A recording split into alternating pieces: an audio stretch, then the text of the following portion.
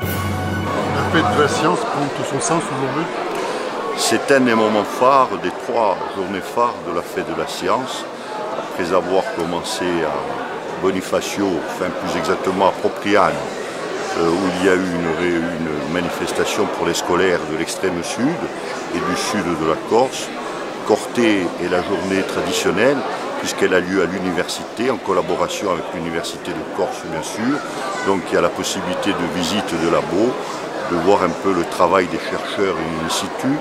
Et également dans la halle des sports de l'université, il y a une quinzaine de stands qui sont tenus soit par des chercheurs, soit par des étudiants chercheurs, mais également par des associations, des institutions comme le Conseil général de B, le parc régional et d'autres associations, ainsi que le CPE Arinache qui a 4 stands.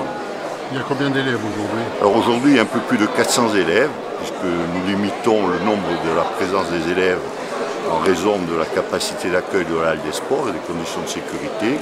Mais effectivement, il y a beaucoup de demandes. Cette année, on n'a pas privilégié les collèges, ce qui a soulevé quelques problèmes au niveau des enseignants qui souhaitaient participer. Mais bon, cette année, l'académie a voulu privilégier principalement les collèges et les lycées et non les écoles primaires. La fête de la science va encore évoluer, elle va encore grandir? Eh bien, déjà cette année, la première évolution, c'est qu'on décentralise au maximum, puisque samedi prochain, nous serons à Hélorouge pour une journée grand public. Là aussi, il y aura une vingtaine de stands avec les différentes activités scientifiques, mais également qui ont attrait au patrimoine.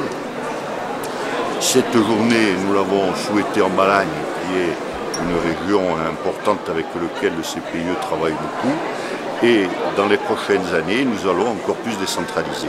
Ensuite, bon, il faut savoir que nous soutenons différentes manifestations à travers toute la Corse depuis 2 semaines. Ces manifestations ont lieu dans les 2 départements, mais également il y a des conférences scientifiques de haut niveau à Ajaccio, au lycée Laetitia. Il y a des manifestations à Coenza, etc. À Ghisonacci, il y a une journée organisée par une enseignante dans les locaux de la mairie de Ghisonacci avec un certain nombre d'ateliers. Il y a des initiatives qui se multiplient partout à travers la Corse et le but justement c'est d'amener la science au plus près des scolaires dans les petits villages.